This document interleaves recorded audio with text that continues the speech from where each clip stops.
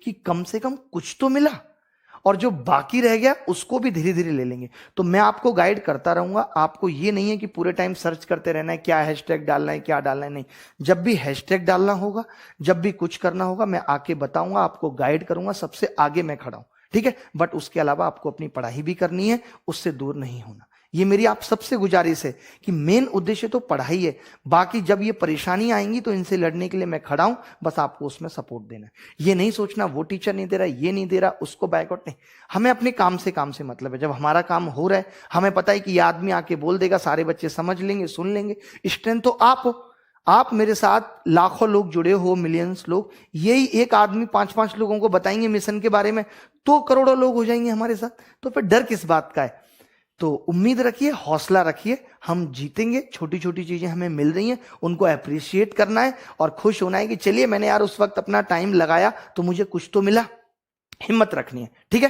पहली बात तो वैकेंसी आना है, जरूरी है वैकेंसी। 3 साल से वैकेंसी नहीं आई। कई बच्चे हैं जिनके घर पे उम्मीद करके बैठे, उनके घर पे खाने को नहीं है, अभी इतना वो नहीं है। वो लोग जैसे तैसे तैयारी में आए थे, वो सब आज जॉब में चले गए, प्राइवेट जॉब कर रहे हैं। सभी के माँ बाप की इच्छा होती है, गरीब घर के माँ बाप की इच्छा तो होती है कि मेरे बेटा सेटल हो जाए, एक गवर्नमेंट नौकरी मिल जाए, हमारा परिवार पूरा का पूरा फिर से चलने लग जाए। एक बंदे की गवर्नमेंट जॉब लग जाएगी तो पूरा बंदे हमारे परिवार का शेड्यूल सही हो जाएगा, हमारे बच्चे पढ़ने लगेंगे। दूसरी बात करूं, वैकेंसी नहीं ला रहे हो, ठीक है। अभी कुछ दिन पहले पता चलता है कि 4269 वैकेंसी आने वाली हैं। बच्चों में एक जोश आ जाता है, बच्चे पढ़ना चालू कर देते हैं। फिर धीरे से पता चलता है कि 8-10 महीने कोई वैकेंसी नहीं आएगी। क्यों? क्योंकि कोरोना चल रहा है। तो ऐसे कोरोना चल रहा है, कोरोना में सब कुछ हो रहा है, उपचुनाव हो रहे हैं, रैलियां हो रही हैं, सभाएं हो रही हैं, हजारों लोग इकट्ठे हो रहे हैं, लेकिन वैकेंसी नहीं आ सकती। क्यों? क्योंकि भाई आपके चुनाव होने हैं, चुनाव के बाद फिर नहीं आएगी वैकेंसी। मतलब क्या लगा रखा है? आपको पता भी, आपको एहसास है कि बच्चा कितना परेशान है। अभी एक बच्चा मेरे पास फ़ोन करके बोलता है, सर हम तैयारी कर रहे हैं, अब हमारा मन नहीं लग रहा है, हम क्या करें? हम बच्चे को कब तक मोटिवेट करेंगे? हम पिछले 3 साल से मोटिवेट कर रहे हैं। ठीक है रुक जाओ, बस वैकेंसी आने वाली है, 2 महीने 3 महीने 4 महीने, पिछले 3 साल से मोटिवेट कर रहे हैं, अब कितना मोटिवेट करेंगे? और गलत भी है भाई, कब तक मोटिवेट करेंगे? बच्चा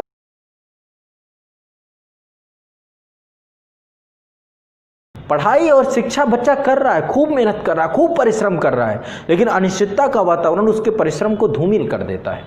और इस चीज़ को सरकार को समझना बहुत ज़रूरी है। आप ही के हाथ में तो सब कुछ है। 5 साल के लिए आप ही को इसीलिए तो भेजा जाता है। यदि आप इस नीति पे काम नहीं करेंगे तो फिर करेगा कौन? फॉर्म भरा लिए गए, आप भूल गए कि हमने फॉर्म भी भरा है। किस लिए संस्थाएं बनाई गई हैं? इन संस्थाओं को थोड़ा सा जिम्मेदार होना पड़ेगा, छात्रों को लेकर लगातार काम करना पड़ेगा। यदि ये चीज़ें नहीं होंगी तो वास्तव में देश ऐसे गर्त में जाएगा जिससे बाहर आना मुश्किल हो जाएगा। ये 65% की आबादी, इसको यदि हमने स्किल नहीं किया, इसको हम रोजगार नहीं दे पाए, तो ये दिग्भ्रमित भी हो सकते हैं। और भैया वीडियो डिलीट करो, कितने मैसेज आते हैं, इस आईटी सेल से मैसेज आता है, उस आईटी सेल से मैसेज आता है, ये करो वो करो। हम नहीं सुनते। हम कहते हैं कि हम अपनी बात अपने राजा तक पहुंचा रहे हैं और ये हमारा फर्ज है। हमारी गलती कहां पर है? राजा हमें फाइनली ये कह देगा कि तुमने मुझे चुन के भेजा है, मैं डिसाइड करूंगा मुझे क्या करना है, तुमने मुझे बहुमत दे के भेजा है। तो ये हमारी जो गलतियां हैं उसको सुधारने में तो बहुत वक्त लगेगा। कहते थे ना, अटल जी कहते थे सरकारें आएंगी जाएंगी, तो जाएंगे, वक्त बदलता है, बदलेगा वक्त। अगर आज हमारी कोई नहीं सुन रहा तो कल को इनकी भी कोई नहीं सुनेगा। जैसे को तैसा है भगवान के यहाँ। तो वक्त लगेगा उन सब चीजों में, बट जो छोटी छोटी सी चीजें मिली है उसमें खुशी भी होनी है। जैसे अब्दुल कलाम जी ने कहा था कि अपनी पहली सफलता, ये तो मैंने ट्वीट भी किया था, आपने देखा होगा। तो धीरे धीरे करके हमें ये नहीं है कि बस अब 5 तारीख तक ट्वीट किया और हम शांत बैठ गए। हम करेंगे। अगर एसएससी अक्टूबर में जो डेट दी है रिजल्ट नहीं निकालती तो फिर से इस मुहिम को जारी करेंगे। फिर तो हम हैशटैग धोखे के साथ लाएंगे। अपने आप को उन वीरों में मानो जिन्होंने अंग्रेजों के अन्याय के खिलाफ क्रांति की थी। बस व्यक्ति बदल गए।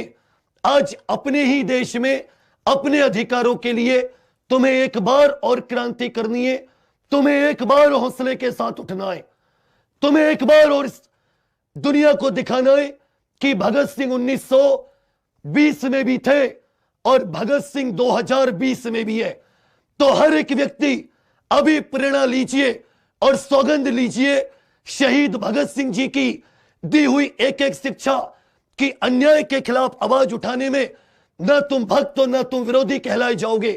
अन्याय के खिलाफ जिसने आवाज उठाई, इस नाइंसाफी के खिलाफ जिसने आवाज उठाई, सत्य के लिए जिसने आवाज उठाई उसे सिर्फ क्रांतिकारी कहा जाता है, सिर्फ क्रांतिकारी। आंदोलन को जोर शोर से कर सकें और उनके लिए एक अच्छा निर्णय लिया जा सके। जैसे अब अगर कोई ये कहे कि मान लो वैकेंसी आ जाती है, मान लो वैकेंसी आ जाती है, तो फिर शिक्षा को आप सोच रहे होगे कि शिक्षकों को भी फायदा होगी। भाई आप ये सोच रहे हो कि चलो मैं एक शिक्षक को वैकेंसी आएगी तो पैसे मिलेंगे, तो मैं आपसे वादा करता हूं आप वैकेंसी लाओ 1 महीने के अंदर। मैं सनी साहू मैथ और रीजनिंग पूरी निःशुल्क पढ़ाऊंगा, इसी चैनल पे पढ़ाऊंगा, 1 रुपए भी नहीं लूंगा किसी से। आप वैकेंसी तो लाओ। भाई अगर मेरे पढ़ाने से हजारों बच्चे पढ़ते हैं और उनका अगर भविष्य सुरक्षित होता है तो मुझे क्या तकलीफ है। भाई पैसा ही हर कुछ नहीं होता, आप भी इंसान हो। भाई आपको एक अच्छा कार्य करने का मौका मिला, मुझे चलो पढ़ाने का मौका मिला, आप मुख्यमंत्री बने हो, आपको बच्चों की वैकेंसी निकालने का मौका मिला, अच्छा काम है, जीवन एक बार मिला है, कर लो। ठीक है, जीवन है, बार बार नहीं मिलता। कर दिया, ठीक। तो इसलिए याद रखिए, ये एक आखिरी आंदोलन मैं कह सकता हूं, इसको इसलिए कह सकता हूं क्योंकि अगर ये आंदोलन सफल नहीं हुआ, ठीक है, तो फिर मुझे नहीं लगता कि मेरे अंदर फिर एक मोटिवेशन आएगा खुद कि मैं जाऊं आप लोगों के लड़ूं। अब इतनी दूर तक अगर हम आ चुके हैं तो बहुत शानदार तरीके से अपनी बातों को रखना है सरकार से। यहां पर हमें बीजेपी कांग्रेस से कोई मतलब नहीं है, कोई मतलब नहीं है समाजवादी पार्टी से। क्यों? क्योंकि बीजेपी भी मेरी है, कांग्रेस भी मेरी है, समाजवादी पार्टी भी है, सब मेरे हैं। मेरे घर का एक ताऊ बीजेपी में है, एक चाचा कांग्रेस में है, एक चाचा बसपा में है। तो क्योंकि पूरा प्रदेश ही मेरा है, और जब पूरा प्रदेश मेरा है, बीजेपी कांग्रेस तो सिर्फ एक क्या है, एक छोटी छोटी पार्टी है जो काम करती हैं यार। इंसान तो वो हैं जो प्रदेश के हैं और इस माटी के ऊपर पैदा हुए हैं।